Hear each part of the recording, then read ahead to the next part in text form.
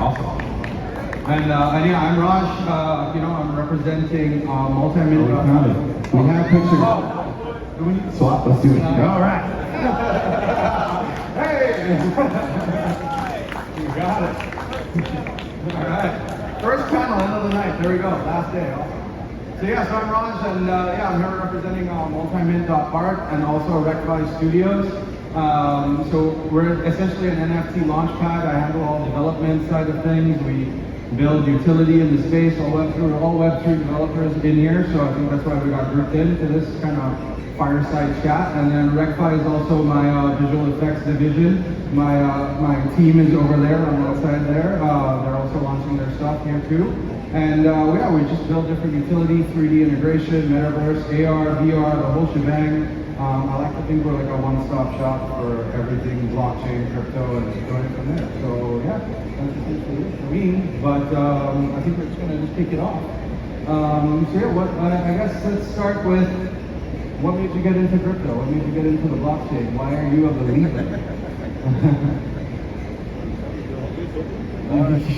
Well, it was actually kind of a funny story. I had just signed my new deal and had set up my entire tour. I was on the cover of a bunch of magazines with our new single, and this glorious pandemic came out of nowhere, which ended that career, and we just kind of came back to the home. I came out of publishing, licensing, and synchronization, and blockchain for me, the first thing that I noticed about it is that it is by far and away the most efficient royalty and revenue collection system that's ever been created. We have a full A to Z system.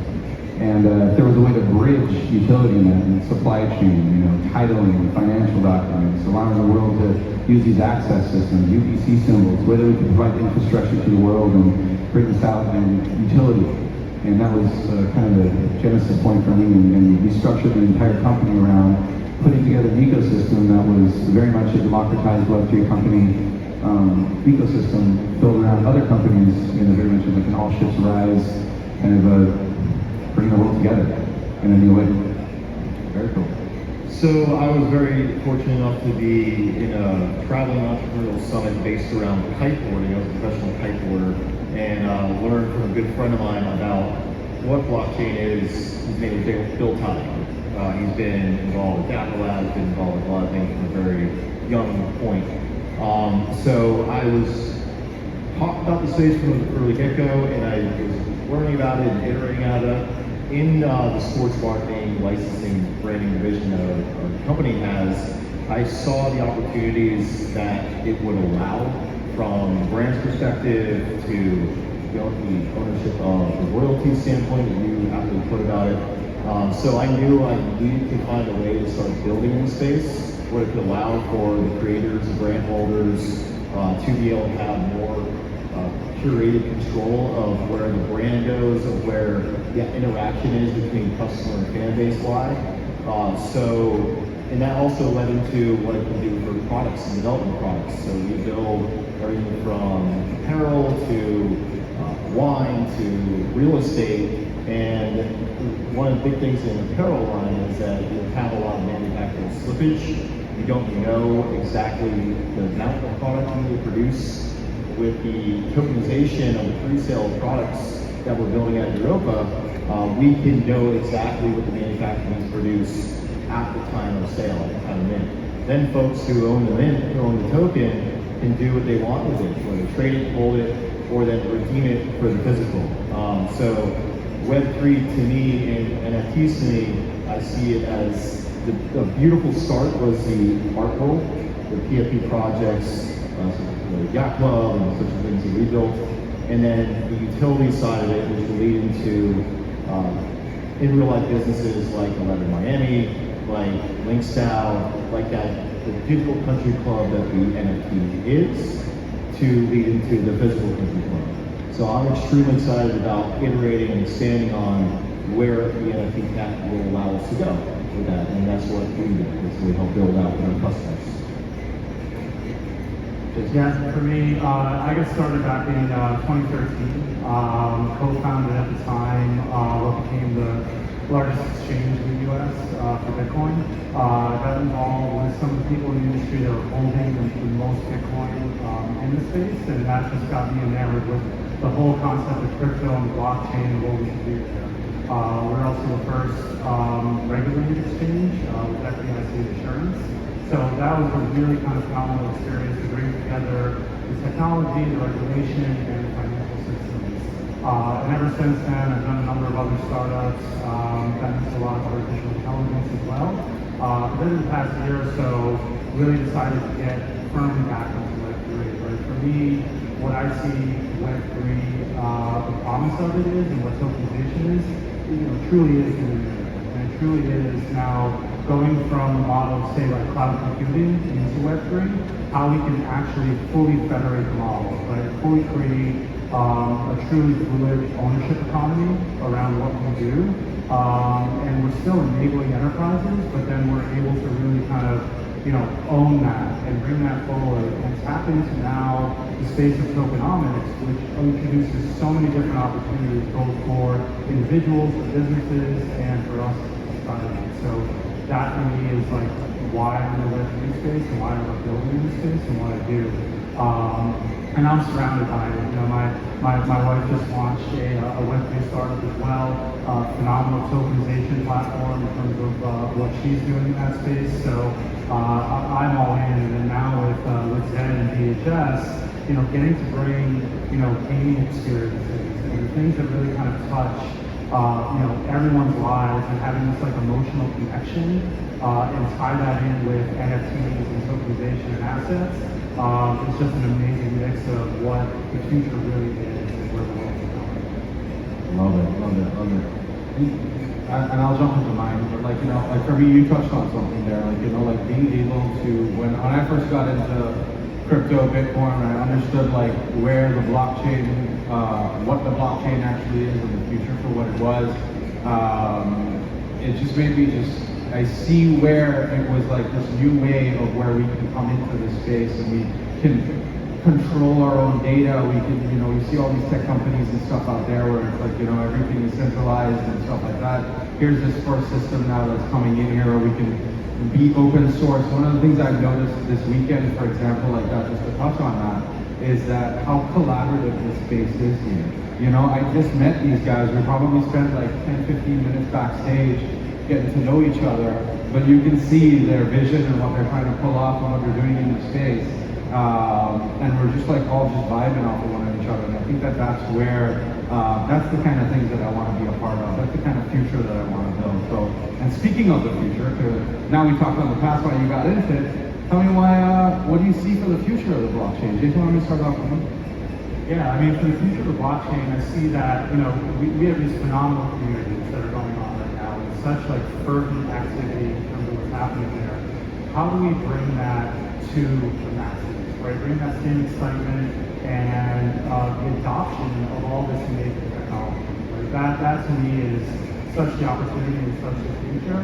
And also having people understand what the metaverse really is. That's what I'm really excited about. Like the metaverse is not just a VR experience, and it's not Ready Player One. Like that's cool, and that's an experience that lives within the metaverse. But the metaverse really is a representation of our universe and our universe around us, but just now in a tokenized space and what Web3 really is. So we're not only going to see virtual experiences and gaming, but economics and how we actually, purchase assets, all of our assets, whether it's golf courses or memberships into different experiences, real estate, but all that underpinned by the evolution of smart contracts, right? We're just scratching the surface of what smart contracts can do. We're going to see the same kind of like computing evolution that we've had, whether it was in Web 1, Web 2, or cloud computing. We're going to see blockchains emerge that have the kind of smart contract capabilities that allow us to do actual artificial intelligence, right? Allow us to actually process massive amounts of data to bring full solutions onto a blockchain that really exists forever. So that's what I see the future of, and the way what I'm describing, that just means that kind of end. What do you think is going to be bigger with metaverse, AR or VR? I think AR, and I think from like a human perspective, I like to think that we gravitate more towards AR versus VR, which is more of a social experience where we actually enhance our world and not escape. Great. Oh, right. No, I was just gonna say that was really pretty beautiful, and that's the crux of everything that we've been building too, and I know we've all been echoing the same thing.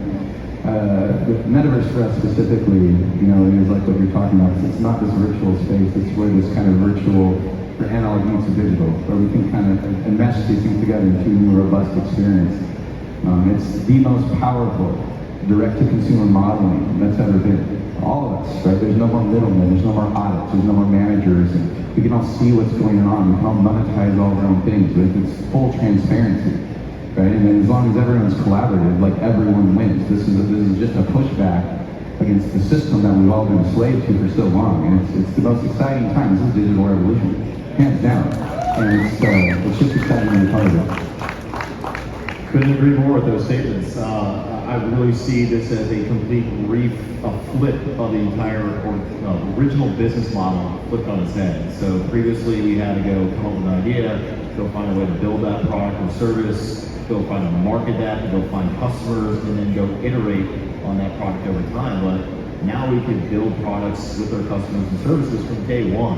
We're literally speaking in a focus group with our communities about what they want. And that's beautiful, because now you can build up that thing, whatever it's going to be, from day one with those folks that want to see it become as successful as you want it to become successful. So whether it be a golf course, whether it be a nightclub, whether it be an entertainment destination, or anything like that, we get to iterate with everybody. We get to evolve with everybody and literally learn on the fly with everybody. Because I think we are all talking about the backstage. We're all learning. This is on the go. We're all iterating. We're all using each other in a way to try to figure out how to do this the best way. Like at Links Out, like the original thesis is to go buy a golf course and have that membership conducted through the golf course, through the NFT sale, excuse me.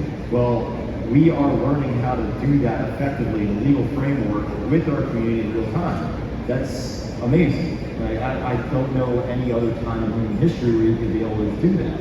And only with technology where you can have digital ownership and digital scarcity does that allow it. So the future, in my opinion, is literally what everyone here is for, is literally trying to figure out how NFTs can become far more ingrained in society than just what artwork is and PFP projects are. And again, I love that standpoint of it, because I think it's a beautiful cross between technology and culture that I don't know where we've ever seen that before.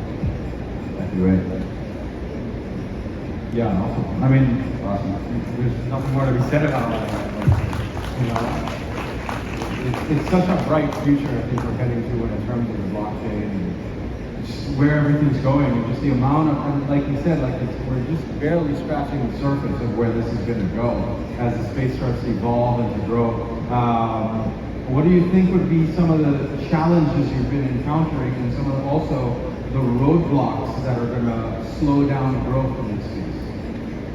So in the utility or social token side, what we're trying to do, this space is very unique because one day is a year, or 1 day is a week, 1 week is a month, and 1 month is a year. So time does not work effectively as it does in the other world, in Web2 world.